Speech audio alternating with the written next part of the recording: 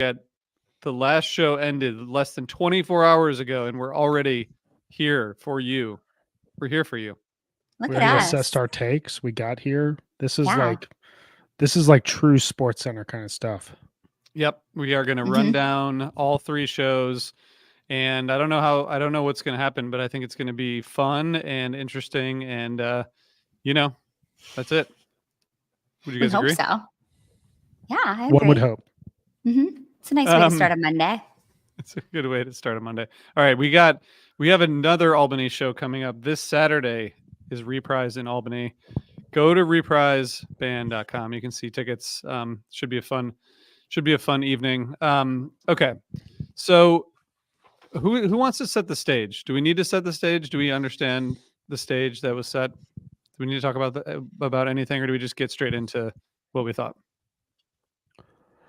I mean, I would say if anyone wants to set the stage, they should listen to Undermine Season 2, episode, I think 3, called Load In, where we discuss the process of setting the stage. That would be your foundational text to go and check out. I mean, look, this was a 3-show surprise benefit run benefiting a great cause, the Divided Sky Foundation in Albany, New York. I think I pronounced it correctly that time. I know I pronounced it incorrectly on another live show I did last week, at a venue that the band has not played since just after Thanksgiving 2009.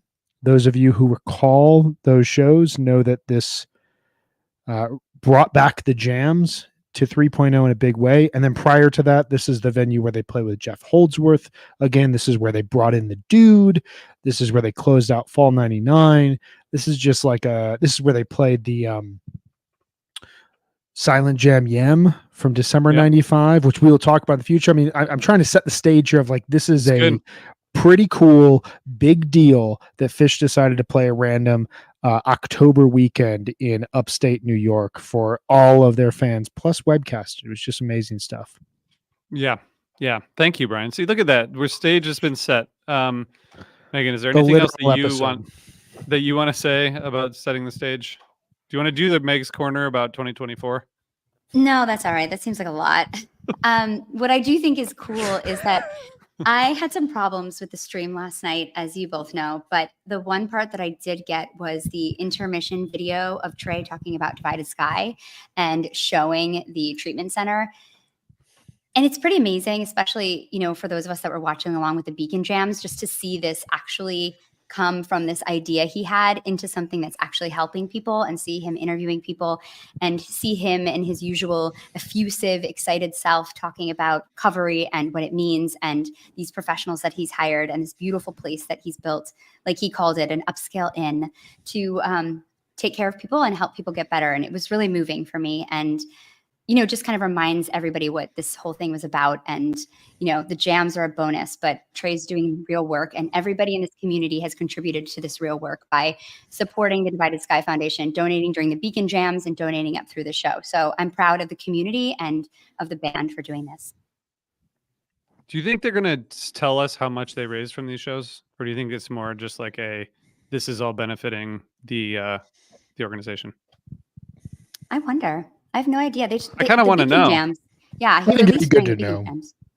Yeah, I think it'd be good to know. I do just want to nod to our very active and intelligent listener here, Jason Bogdan. What about 2018, Brian? You're absolutely right. What about 2018? I completely forgot about it, but my goodness, the greatest show of life in the history of Show of Life was played on night 1. Outstanding 20 years later, too, and an incredible Chuck Does Torture in night 2. Great memory. Kicked off Fall 23, which was in our top 25 tours. So yes, this venue, it giveth and giveth and giveth, just like Trey is giving back to people. I thought to that set break and pre-show video you're referring to, Meg, when Trey talked at the start of the video about how people think of sobriety as an ending, but it's actually a beginning, was something I related to a lot. And I thought it was a really nice way to, complement the fact that like, hey, fish shows are happening, but also there's a real big reason why fish shows are happening, and think about this in terms of how this is impacting someone who's potentially watching at home or someone who's in the venue who may be in need of assistance, and knowing that, you know, one of your heroes is out there saying, look, I've done this, I've taken this step. It's very difficult at the start, but it only leads to you know, better things for your life in the long run, and him giving back in that way is just so meaningful. Yeah, and I think a lot of people like went in with that perspective and had a good time, and probably was like, it was probably a very it was probably a little bit different in terms of shows to be at, right? I think it like probably had a little bit of a different feel. Just in like knowing that this is it wasn't like, you know, some proceeds of the tickets go to support a charity. It was like that's Right. the whole point of the run, which is pretty cool. Okay. So we do have one voicemail from someone who's there. Should we just do that now? Should we do that? Yeah. Sure. Should Set the we get table. some- Set we the get a- stage, if you will, for the I'm gonna episode. If I'm you gonna set will. the stage. Look at this. I'm going all new. I'm going to my downloads folder today, guys. Let's see if this Damn. works. You think this will work? I believe in you. I wouldn't. But it's not going to work. No, I know that you guys believe in See, me. I would but just follow you off the cliff, I RJ. know, Just wherever you Megan, go, you're so- I'd be like right there. You're a nice person. Here, let's see. Oh, all right. Now I know what I can't. Why I can't do that. Okay, so give us a second. Brian, do you want to RJ. tell us? We said that we were going to start with our overall takeaways. Do you feel comfortable giving us an overall takeaway, or do you want me to? Now that I'm ready, do you want me to play this voicemail first? I think we should continue to build tension and set a further stage for later in the episode, when I will reveal my thoughts on the overall takes on the run, and you should play the voicemail. That will set the stage perfectly. This whole show is just leading up to Brian's brilliant takes. Megan and I are just here roll to the take. we're just here to like be supporting cast for Brian's amazing opinions. Really? All right, here we go. Let's do this.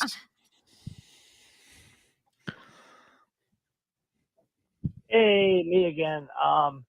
I was lucky enough to go to a Friday night show in Albany, and obviously heard the sad news about Phil on the way up, and you know, obviously everybody's chattering about what they're going to do, and you know, you knew they were probably going to do something, or very, very likely going to do something, and you didn't know if it would be in the encore, or the second set, or the first set, but then. You know, then once it and you didn't know what song it would be, but of course, you know, Box of Rain was on everybody's mind as the most likely guest and the most appropriate guest, and then on top of it, you know, opening with it, and then it happened, you know, and it was great. Afterwards, I was wondering about, you know, over the 40 years, and I've had this conversation before, which times did they deliver on the tune when they absolutely needed to deliver on the tune? And my list, just off the top of my head, would be, you know, New Year's '98 at MSG, 1999 opener, and then maybe the you know, the back in the USSR opener when they went back to Glen Falls. So I'm sure there's a couple other examples out there. I'd love to hear what you guys come up with. Thank you very much. Wow. That is something else. Now we need to go. That's cool. Brian, how many examples do you have? I have one that comes to mind that is kind of my default for on the fly cover debut that absolutely works, and that is Taking Care of Business from Hampton 2013. That comes out of Piper and kind of speaks to, in hindsight, where the band's headspace was in fall 2013. Nobody knew they were going to debut Wingsuit 10 days later, and that was going to, you know, unload this new songwriting project that we've seen over the last 10, 12 years at this point in time. And they also just sounded like they were having the most goddamn fun that they could have ever sounded playing this song that is just inherently dumb and inherently like kind of needs like shots to go along with it in a dive bar, you know, or like the end of like an important sports game, and like, you know, that like you win like game 6 of 7, and you know that like we got to take care of business for the next one, and like you're all just like riled up, and that had like a total vibe to me and was absolutely nailed. So I don't know if that's exactly what the what Me Again was calling about, but that's my answer on the fly. I think that's a good one. I mean, can we put Gloria in that category, or is that just a different thing? Oh, I think that is a Yeah, for totally sure. apt move. That's a great call. Okay. Mhm. I just want to tell you, Brian, that I drove 9 hours yesterday and I listened to sports for 6 hours because there was an Eagles game and then a Sixers game and just went back to back. It's like made That's the a drive lot of so much time. better. It was so great. I have Sports. one. I don't Oh know yeah. if Oh, it's. sorry, Megan. Before I mean, did I know just we're say just here for Brian stuff, but I no? do But have I an just want to idea. say, can I just say one? Just there's one organization that's not taking care of business, and that's the New York Yankees. I just want to throw that out there. Ouch! Ouch! The New Yorkers. Specifically, Hit Aaron shots fired. Judge. Aaron Judge. Sorry, Can't Megan. Please, hit. please proceed.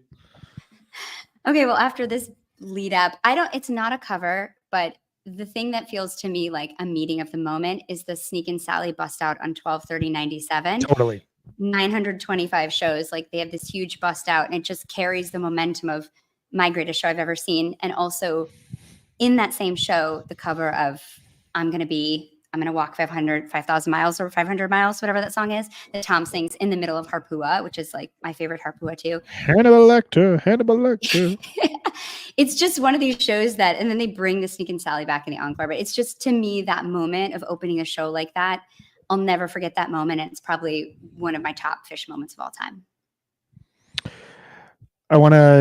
That's a great call. I would add to that tour the Emotional Rescue from Hampton. That just like, what? They're playing this Rolling Stone song and they're going to play it for 17 minutes. Oh my God, it works perfectly. Evie, dude, great call here with not opening Festival 8 with horn is still an all-time swing and miss. That was that made the rounds on the internet in the weeks leading up as the guaranteed opener, and it should have been. Incredible Perp, we completely missed Terrapin. They absolutely nailed that. They practiced that so much, and it's an interesting mirror between that and Box of Rain, because it is now obviously not a regular thing that they're covering the Grateful Dead, but it is much more normalized than it was in 1998, and it felt like there wasn't this big pressure going into this weekend. Are they going to play a Grateful Dead song? It felt like they would, especially Phil and how close Phil was to Trey and Paige and Mike. But yeah, Terrapin. RJ, you were at that show, I seem to recall, because I've just heard it and I hear the vibes, but maybe you could share your thoughts on that. The crowd noise, the crowd in between, just at the very beginning of that, was it was something else. It was crazy. Everyone lost their minds. I think that's really all. That's all really you can say. That's all you can say. The only other thing I'll add to that too is that when I saw them in Shoreline in fall of '95, they played "I'm Blue and I'm Lonesome," and Trey dedicated it to Jerry. And there was this huge, giant blue moon like hanging over the auditorium, and it was or the amphitheater, and it was just one of those really special emotional moments. And I was reflecting on that this weekend after Box of Rain. That's a really good call. I thought the song itself was perfectly Grateful Dead like. It wasn't too tight, you know? Yeah. You used the best word on our chat. You called it jangly. And that is so perfect. It's so perfect. And that's what Phil Lesh sings like, right? It's like that little bit like off key. Yeah, so great. It helped they didn't practice it too much, you know? Well, you could see Trey's... I was going to say Garden Party too. That's the other one I was thinking of. That's a good call. Because that also felt like a kind of wink and a nod towards the fan base at the time. It was like, can you just let us take the time to figure this out? We're doing this.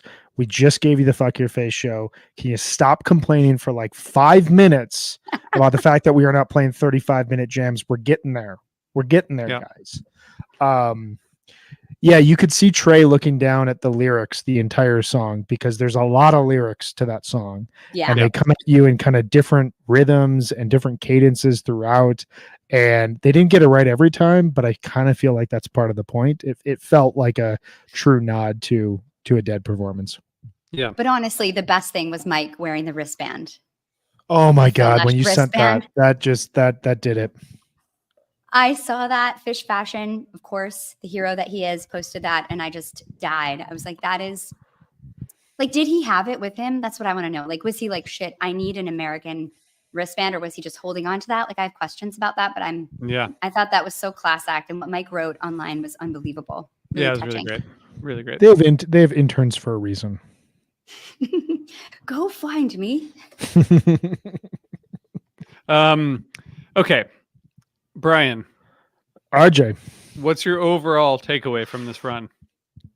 So I think that this run overall was good. I think it had some great moments. I think Meg and I were talking about this a little bit before we went live. You know, if you think through the 4.0 period, we've had a few of these kind of standalone runs. Obviously, like Mexico, New Year's Eve tend to happen, as like isolated runs. But like we had the April 2022 MSG run, we've had a couple of Dick's runs. I think that one thing that we had the Sphere run this year.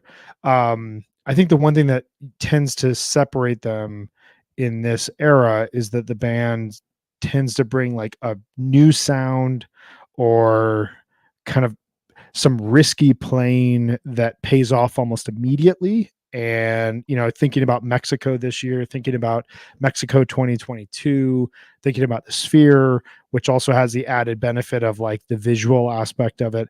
This to me felt kind of on the counter, kind of like 3 shows that could have happened in the middle of a tour. It wasn't like surprising to me, but it was like an immediate thought I had of like, it just felt like they were picking up and playing 3 shows.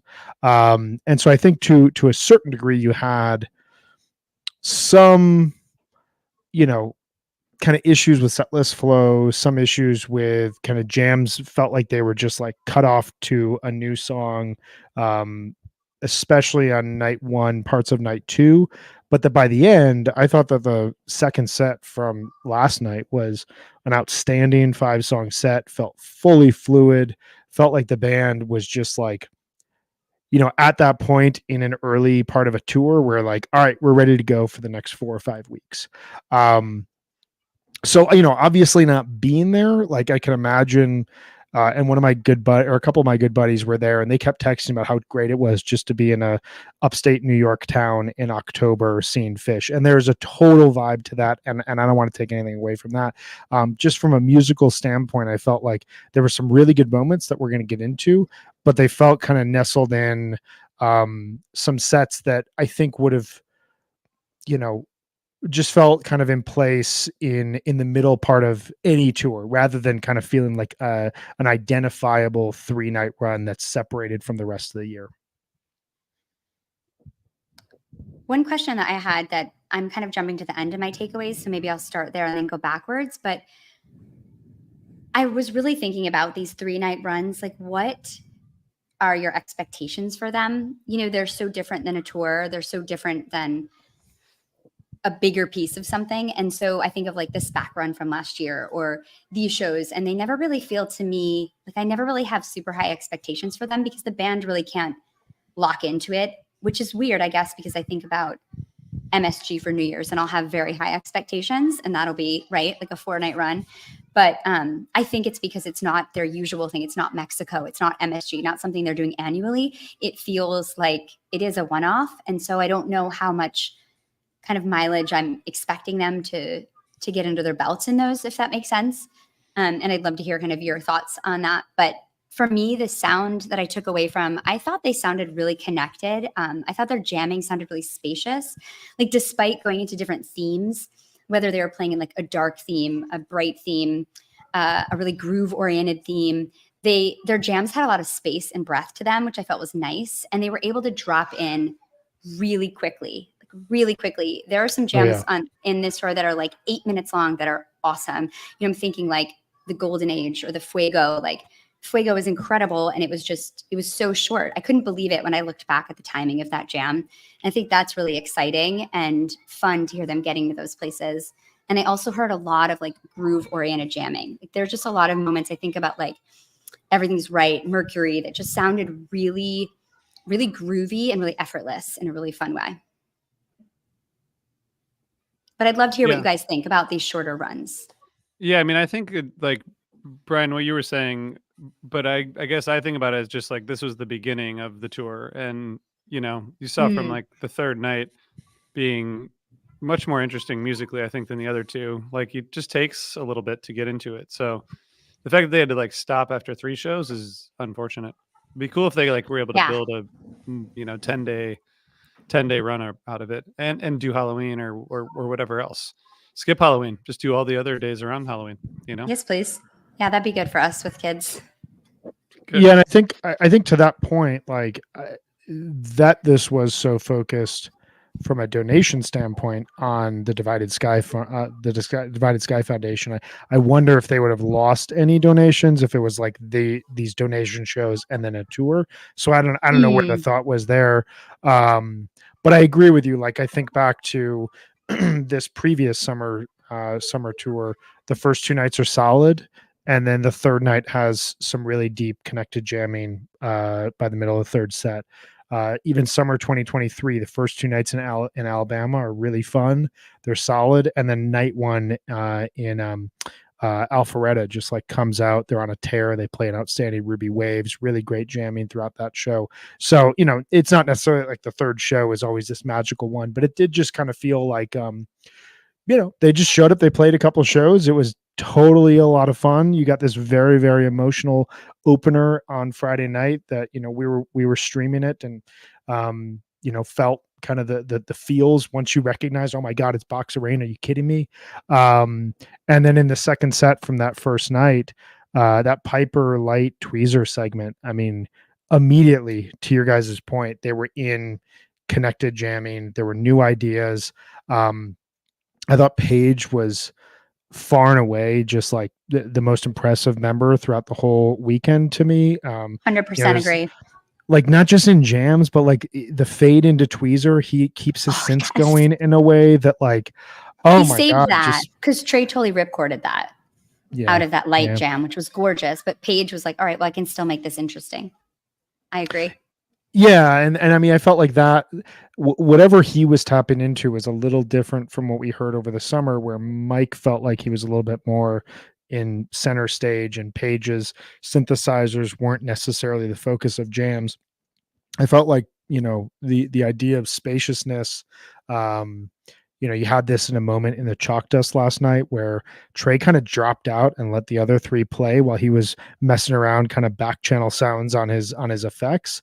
And through any of those sort of segments, Paige had some new idea that pushed the band off in a totally different direction that I'll be listening back to, segments of these shows for a long time.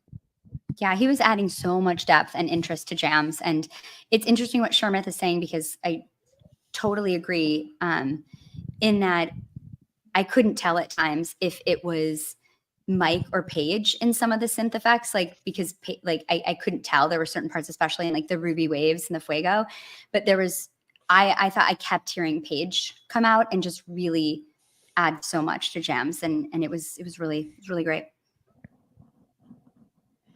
Yeah, I mean, it seems to me that like the shows got better as the weekend went on, but that might be just like what I preferred. But I think last night was a really great show, especially that second set is awesome. But they, the set listing was interesting. There was clearly there were 3 shows, so they just you get you got to do the like MoMA Dance, Wolfman's, Sand, there's stuff that I think just helps them. It helps them get comfortable and get like into the groove, But yeah, I mean, I don't know, Brian. What's your highlight from the whole 3 nights? I mean, my big highlight is the Everything's Right into Chalk Dust from last night. I thought that was on par with pretty much anything we heard over the first 9 months of this year. Mexico, Sphere, Summer Tour, Dick's, I have that extremely high up on my overall list. It felt very unique in the sense that you had 2 complete, very different jams, that kind of plinko, melodic, bright jamming that came out of Everything's Right. Really cool to hear that song kick off a set. It's been closed in a lot of sets lately and has kind of been relegated to, the kind of peak close of a set rather than putting the band in a position to like open things up, and then a really nice segue into Chalk Dust Torture. And Chalk Dust Torture and Kill Devil Falls are almost like automatic at this point in time. They just start playing them and they right? find a groove. And that Chalk Dust went into a lot of cool little segments. It had a lot of heavy Page, a lot of heavy Mike. So that whole like 40 minutes there, that's what I'll take from this weekend more than anything musically. I love that Chalk Dust. I thought that to me there was like the Kill Devil Falls. I was like, this is awesome. And then the Chalk Dust kind of sounded like the Kill Devil Falls, but just like they picked it up and kept it going, you know, which I think got to a little bit more of like a deeper place. So I thought both of those were so good. Megan, where are you gonna go back to first? I'm kind of torn between two, and they're totally opposite. But one is The Light. It's really short, but it is just absolutely beautiful. And it's really contemplative and so different from the jam that comes right before it in the Piper, and so different from the tweezer after it. But it's just, there's like that section that's like 5 or 6 minutes in, and it's so sweet and lovely. And the synths kick in, and it just gets like super interesting and cool. It's really beautiful. And then the other one is the Fuego. That was the other jam that kind of like stopped me in my tracks this weekend. It just has that like big rolling drums, the monster kind of like stomping over in a video game sound, really dense, really exploratory. It's got your weird shit for Brian Brinkman. And it has that section that I just like, I'm here for it when they do things like wah, wah, wah, wah. It's just like, it's so big and crunchy. And I love that Fuego. And it's really short too. It's not that long, but it's like a hefty piece. Yeah. My good friend brought his daughter to this show, and she was starting to fade around Ruby Waves, and then they started Fuego, and he said, okay, I convinced her that we can stay till the end of this song because this has been really good of late. And then it went into this like island tour twist, just weirdness, like crazy soundscapes. And we were kind of teasing him like, I hope your daughter is okay with extremely weird music, like as she's like capped out of a Fish show at this point in time, because there's really no escape when like those kind of sounds are happening, and it just gets really, really intense. But yeah, I think that's a really good call. That was like that jam to kind of anchor Saturday night, which felt probably the most uneven of the weekend for me. Just showed that, you know, this kind of back and forth, like, is there intentionality or is it just they're waiting for the muse to hit? That was, it felt like it's always kind of there. And when it just connects and it just works, man, it's just, it's some magical stuff. So, okay. I think they did a really good job with the encores this weekend too. I think those are like, you know, there wasn't like the single song thing. They did multiple songs. Like the Saturday night, the Harry Hood I thought was really great, and then to get like a Slave, you know, in the encore after Harry Hood closer, I thought it was really good. I think like they did I think that the encores were really well constructed, which is not me saying that was the only thing good about the weekend, but I feel like the set list, when you look at them, they're like, it's really, it's like a substantive amount of music, you know. It wasn't like you weren't like, why don't they play more songs? You're like, wow, this is like, you know, it's a lot. Can I ask about that? Because that's an interesting point. So 1025 and 1026 both have these 80-minute sets that they've been playing of late, which we talked about a little bit after Dick's. Like it kind of messes with flow a little bit because it's hard to construct like an 80-minute kind of single organism set. But it also is really impressive that this band is playing that long and that well at this point in their career. But set 2 of Sunday, that's a 70-minute set. Like that, it's just they end, most events aren't planned, and rather than doing like this is not a call out at these songs, but just, you know, for the purposes of this exercise, like it's not like they went A Life Beyond the Dream into Character Zero, and now you've just got like 2 songs that like don't totally fit like the flow of it. It just kind of feels like, boom, we just added this on to get to the 80 minutes. I felt like that was a really cool decision because we haven't seen that of late, that they just knew, let's let this set be and let's walk off the stage and we'll play a little bit of a longer encore. Yeah. Yeah. I feel like they're doing a bet, like be okay with the mic drop, guys. Like they did that with Most Events Aren't Planned too, and Mohegan. It was so good. Like they did it with Stash one time this summer too, and it was just so good. And they just like walked off after. Be okay with that. I think like tightening the sets up a little bit. I think it does. Like it does well. It's better. You mean to have a longer Like a little set? bit shorter. Have a little bit of a shorter set, and be like a little bit more intentional about like just stopping when things are really hot, as opposed to like Brian saying, like throwing on those 2 extra songs that everybody. I don't know. Yeah, I might be too old, but like I don't need like a 90-minute set. Honestly, like I'd rather have end It's with long. like end in the right way with like. Mm-hmm. I mean, also the way that song ends, it's like a big fucking. That's the best set closer. It rocks pretty hard, and then then we're off. And also like if you're gonna play Golgi and whatever, like I don't know, maybe I'm like trying to go get a cheeseburger, Yeah, we got to get before the bar closes. We got to get some food. Not everywhere serves food late. We might want to get one more beer, I don't know. You might want to. I'm just remembering like from this summer, just as like comparison here. Night 3 of Dick's second set is Loving Cup, Kill Devil Falls, which goes 25 minutes. What's Going Through Your Mind, Cross-Eyed and Painless, Split Open and Melt.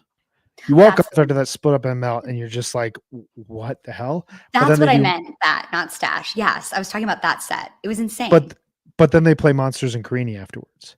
And you're kind of just like, you're done, like emotionally spent when Split Up and Melt happens. And there's always the argument like, well, more fish is always better fish. But I think as we're talking about like from an energy standpoint, like a 90-minute set on everybody is a lot. And B, like there was just that thing about like there are certain albums that have like 1 or 2 too many songs at the end. You cut one of those songs off, boom, you've got an absolute classic. And I feel like the other comparison would be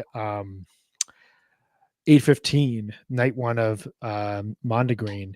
You got What's Going Through Your Mind, Chalk Dust Light, Caspian, which then jams, Cross-Eyed, and then you throw your ballad in, Lonely Trip, and Everything's Right. Like that feels like where they nail the 90-minute flow to me. And I felt like last night showed this like if you can figure out a way that like the set flows with 90 minutes, I'm in for it. Oftentimes, though, it feels like it's just a couple extra songs just to have a couple extra songs. Whereas last night felt like when they walked off the stage after most events, we were in a really good place. Yeah. Yeah, I agree. You guys know, I mean, the journey. I'm just going to say you either make the journey from like light to dark or dark to light, or you have a big thematic feel, or you have a big experience and then you have a ballad and then a set closer. But either one of those works. Something other than that doesn't really work. I mean, there's just no need for encores. I'm sorry, unless you're gonna do a Carini, San Francisco 2021, right? Yeah. But if you're gonna play Golgi and whatever, like just leave it all out there. It's fine. We'll all go home. We're gonna be happy. I'm just saying, encores are they're out. They better be on their way out. They better be on their way out. I do just want to quote. I want to quote one set here that takes what we're talking about and it includes a Golgi, and it actually works the way it continues. And that is set 2 of August 16th, 1996. I always think about this set when I think about like what is perfect flow with more songs. Okay. You get the Curtain into Runaway Jim, It's Ice into Brother, Fluffhead. And now we're now in like set close zone, but like this is in front of 100,000 Fish fans and they're just like, everything has amplified energy. So we go Fluffhead, Run Like an Antelope. And at the end, Trey looks at everyone and counts off 1, 2, 3 with like just big arm swings into Golgi. And at the end of that, he looks at everyone and he yells, Slave. And they go into Slave. And it's just like a perfect way to cap it off. So that is kind of like if you're just going to throw set closers on, make it like Clifford Ball Day 2, set 3.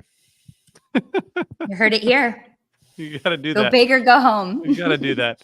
I'm just saying the encores. Look at this. Look at all these people in the comments. Finally, people are agreeing with me. King Giz, 2 hours, 1 set, no encores. Sturgill played for 3 hours and got off stage. It was perfect. I want to see him so bad. Yeah, well, if you do, then you could leave right after the end of the show. Right you don't have when to worry he's about done. standing around. standing around wondering if he's like going to come back and play one song, and then we can all get stuck in traffic together. Adam from the War on Drugs did that a couple years ago. He said, "So this is supposed to be the end of the set, and then we're going to play the encore. Can we just pretend we left the stage and we came back on for the encore?" I've seen him do that. I think he does. Just Maybe pretend. that's a repeatable thing for him. All right. So what else do we need to talk about here? Were there any surprises? I have another guys? highlight that I want to talk about. Okay. And that's the Nothing bust out. I'm really happy about that song. Ninth time played, and the last time was like a long time ago. It was June 2.5 years 1st, ago. 2022. Yeah, in Charleston. Remember those little Charleston shows they did at the like tennis stadium? Those were so cute. I just love these like 2.0 songs like coming back, just like so great. It was such a fun moment, and I love that song. And then last night during the stream, it was going in and out. My Wi-Fi's out at my house, and I was trying to stream it on my phone. And of course, the one song that comes through, Access Me. Of course. The Mike song coming through. Yeah. But it was cute. Trey looked like he was having a lot of fun. He was dancing, It's a fun song. It's a fun song. Yeah. It is a fun song.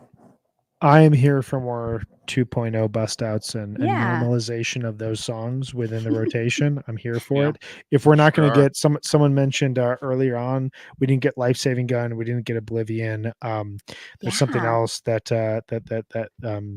Pillow Jets, none of it. Pillow Jets, thank you. That's it. Like, I think if there's anything that surprised me, it's that those songs didn't get played because those songs feel just on the cusp of being all reliable.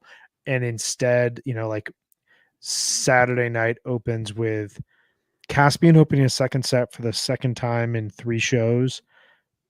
For anyone who's just walking into this stream or just listening to this podcast, we are not Caspian haters. We are Caspian lovers. We love this song. We celebrate. And we have this a song. friend who's named his kid Caspian, who came on. We did a whole show about it. Kid Caspian. I don't particularly think that opening the second set is the slot for that song, just personally speaking. And what's confounding to me is the second set opener slot often tends to be a jam vehicle, and Caspian has proven itself to be a jam vehicle. And we've now gotten 2 of the last 3 shows have a Caspian set 2 opener that does absolutely nothing. So I'm a little confounded by that, especially when you have like, hey, let's just see what Life Saving Gun does when we open the second set with it. Let's just see. Let's just play Life Saving Gun. Let me just. Is that the just only? Was Lonely Trip the only Evolve song they played? I believe so. Someone mentioned that in the chat. Kind of surprising, did they? I'm just That's looking so at it right surprising, now. isn't it? Well, you got. Hold on. Let's just go back to this. Or go ahead, finish your point, and then I'll contest it. I'm finished. That was it. Okay. I was just saying that's interesting. The point was made. Contest it. Begin your contesting. Okay. I'm just going to go back to like. Stop setting the table. We got. Okay. First of all, there's a couple Stage, whatever. There's a couple things. There's a couple of things I want to say. First is that I think this. I like the move of the song before the jam in the second set as an opener. I think it's cool. That's fair. I think there's okay. Just a couple quick examples. There's the evening song. Where was the evening song that opened set 2? MSG? No. That was that opened set. That was first set. Set I think 1. in Oak Mountain 2021. Yeah, it was in a Carini. A really good Carini. Correct. I'm pulling it up now. There's one, and I'm only talking about new Carini, songs. Yeah. I think that there's other. Well, there's going back to the 2013, Paul and Silas in a tweezer from Hampton. You get a little, just like a little something, and then you're straight into a huge jam. It happened at SPAC 2023 with Evolve, and then Wave of Hope, into Simple, into Fuego, and Achoctas, which was an amazing set. So I'm saying these songs that are just a song before they start jamming in the second set, it can work out great. It can really work out great. You don't never, my soul never needs to happen. Right, but my soul threw everybody off, and all the free people were like, "Oh, I don't need to watch this. I don't need to pay for this show." And they did it for us. But yeah, I'm just kind of going through. My soul is the only exception to this rule. Exactly. Your is correct. And if it opens the show, 8-1-21 had a More opener, and then the 33-minute tweezer. More is the best for this. The best. 8-6 opened with AC/DC Bag, only like a 6-minute, and then went into Blaze On. Plus, it had that crazy simple a little bit later. Awesome. Look at Yeah, this. that's cool. It works. Bag, Um, old songs like that are good for that. Like Punch, Bag, like that's a great place to put like Game Hen songs. Like open a second set with them and then go into like a sick jam. Yeah. Yeah, I think to your point, like structurally it works. I think it's it's a cool thing. I don't know if it makes the compelling argument that Prince Caspian should be in that slot. And energy wise in the like- room, it might be a little not like it might not be that great.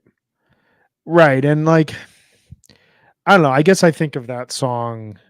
Well, it is kind of confounding to me because that song has jammed really well. That there is a way to turn that into a really cool slot.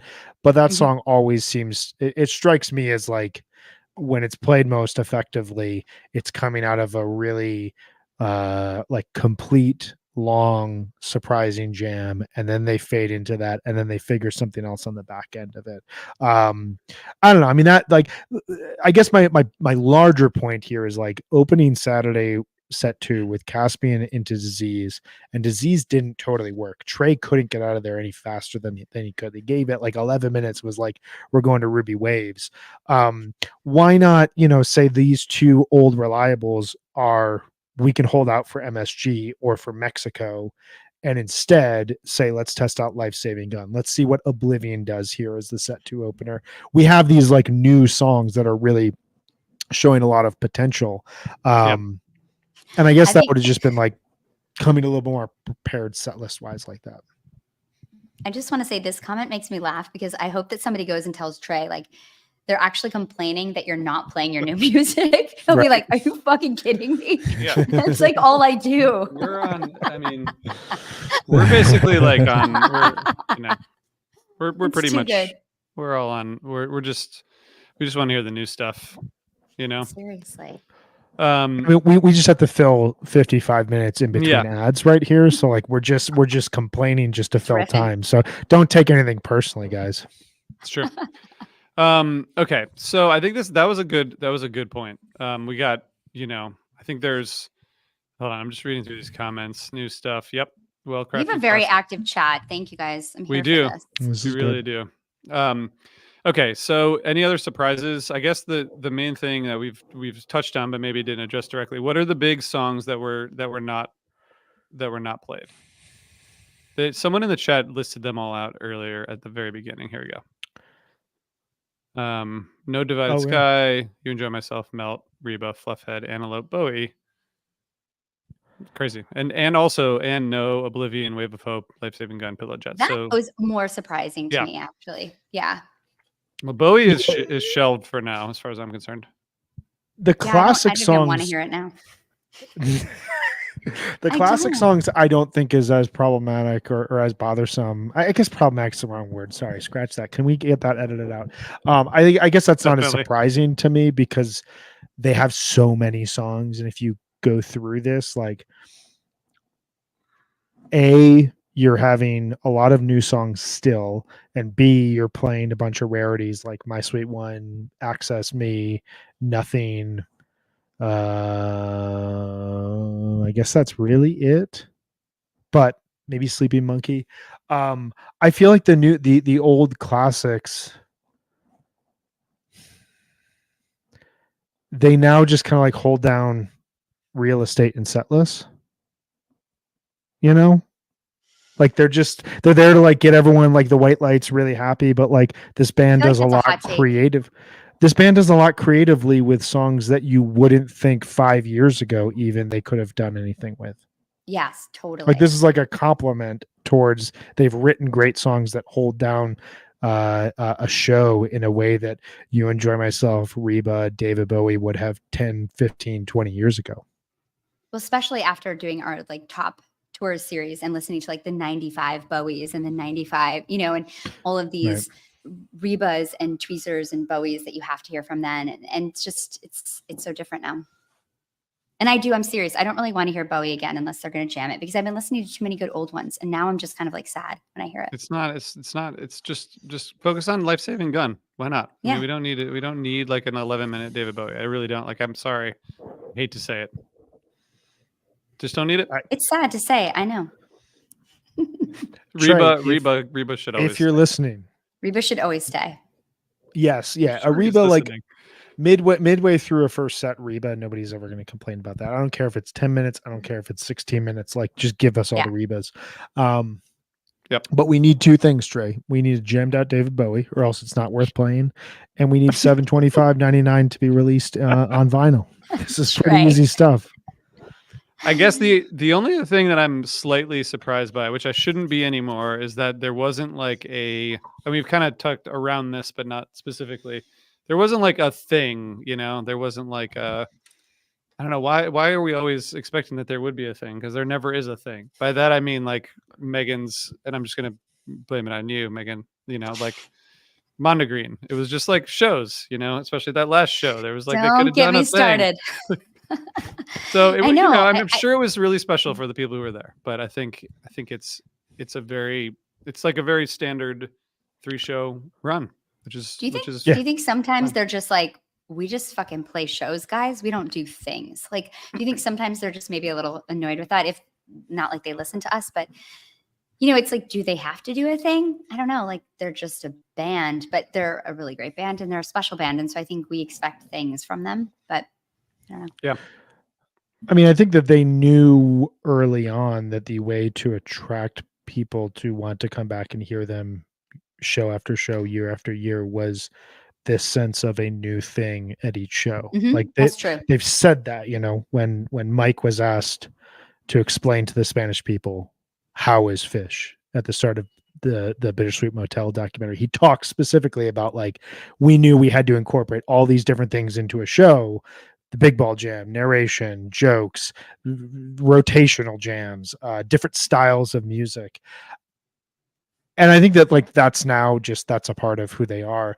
I think what's interesting to your question, RJ, is like when you think about the great standalone runs from just the last 3 or 4 years, you know, since they came back post COVID, they've all kind of had like a theme to them, be it either the MSG April Earth Day shows had that like, you know, faux New Year's Eve show that has all the crazy production within Madison Square Garden, or the Mexico run from this year that seemed to have like a big focus on just really deep, wild jamming, or the Sphere shows, which obviously because of the visuals, whereas this felt less like we need to put out some new way to understand and raise the bar on fish in 2024, rather than let's just play shows in Albany, New York. And so as a Mhm. result, you got just kind of like 3 shows in Albany, New York that had some great highlights that we'll all go listen back to, but didn't necessarily have that like one outside of the foundational, you know, work that they did for the Divided Sky Foundation, like didn't necessarily have, and outside of like Box of Rain, didn't necessarily have this like thing that people will go back to and say, oh my God, that's what made Albany 2024 so special. And that sometimes is, I don't know, I think that's part of expectations, but it's also part of what they've done. I want to because the chat is fire, as they say. There's a couple things happening here. Neil says, I can't believe I tuned in time to hear the universal agreement that Bowie should be shelved. Am I in an alternate universe? Forbin 777 says, we have been conditioned to be ready for tricks and things. That's what I'm saying. Totally. Yes, I agree. One possible hot take / original contribution on Instagram. Ted Kanakaris says, other than Box of Rain, no covers this weekend. Which is kind of interesting. Is I that didn't really. true? Yeah. Oh my God, I didn't even realize I that. did not realize that either. No, like Golden Age. Golden Age. Golden Age. Shit. Yeah. Wow. Sorry, Ted. /thank you. Also Possum. That's a Jeff Holdsworth song. If we're gonna log things the way that Goose sites do. Yeah. We're gonna. Well, at least we didn't have to sit through the cover of My Soul by some other band. Well, I will say that even though like maybe there wasn't a trick or anything wild, I do think that the level of playing is pretty high, and I think that just continues to speak for this year in general and how great the band is playing this year. Yeah. I gotta say, we're not A we sit-in? were not expecting a sit-in. I'm We've good had on enough sit-ins. sit-ins. We've had enough sit-ins for good. our entire life. Good I'm for good. life. If there's a sit-in at MSG, I don't know. I want to say to Ted that Ted, I hope it makes you feel better. What Neil says, Golden Age somehow feels like it's not a cover. I can't explain why. So I think everything's right. Okay, so I think we did it. We have a lot coming up, guys. Do we want to talk about our upcoming episodes, because we have a new episode next week. We are going to be back again with our series, and we're moving straight up the ladder to tour number 6, which we did announce was US Summer 97. Yes. And then later on this year, Brian, we're going to do something interesting. Some in the middle of maybe between number 3 and 2 or 4 and 3 of our top 25 tours, we're going to do something awesome, right? We are going to do what I count as our 4th draft of the year. Yeah, that's correct. We're going to bring back the draft. This is going to be not for the Army. No, not for the Army. We're not bringing back the draft. Don't worry. Don't worry, youngsters. Playing.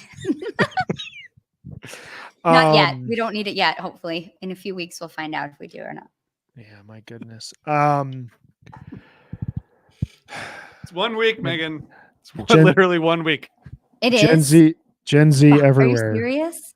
Goes, I'm in complete denial. Can you tell? Gen Z everywhere goes, what's a draft? Exactly. So we are going to read your history, fuckers. We are going to draft the best 25 plus minute jams. We've gone through, scoured the jam chart for any jam that is over 25 minutes long. We have separated these into 1, 2, 3, 4, 5, 6, 7, 8 categories. We are each going to pick one from each category. We're going to share this list with you all before we go live, and we're going to do this in a couple of weeks, so you'll all have some time to listen along with us. I think what we'd ideally love to do is everyone who comes to the live stream, or anyone who wants to call in from a voicemail standpoint, feel free to share what your list would be. It could be fun to just kind of like hear what you guys are thinking. Yeah, draft with us, and live in the moment when it's RJ's pick and he's wasted his first 3 picks because he's so confident about his other 3 categories, and you are yelling at him that he's got to take the 914 2000 drowned, and he's like, well, I actually think I'm gonna take the 817 93 you enjoy myself, and you're like, why in the hell would you take the 817 93 you enjoy myself when you could take the 914 2000 drowned? My whole point here is listener engagement is a ton of fun, and we would love to encourage this. We'll see, Neil. We'll see if he does. Someone may take it first. This draft has turned us into haters of each other and deeply competitive. Where is it? RJ taking 725.99 in the summer. You had so many opportunities. Then the draft. You took something that I wanted before that. I did. It was a Chicago show or something. Megan using all of her 4 3.0 or 2.0 and later tweezer picks on just like, well, I have to have this, but not really having to have it because nobody else was going after it. Me making a horrendous trade in the Fish Years draft for 2001, which thus lost me after I had 85, 95, 03, and 2015. I mean, just insane stuff. So we're very excited about this. I don't know exactly when it's going to happen. We have, for the remainder of this calendar year, we have 6 more tours to get through, plus an MSG recap, plus a draft, plus I think we're going to try to do an episode where we count down our favorite stuff that's happened this year: music, movies, books, fish, maybe even Goose if they're lucky. I just want to say a few things. First of all, Brian said that we scoured all the jams. I know. Brian Brian scoured all the jams.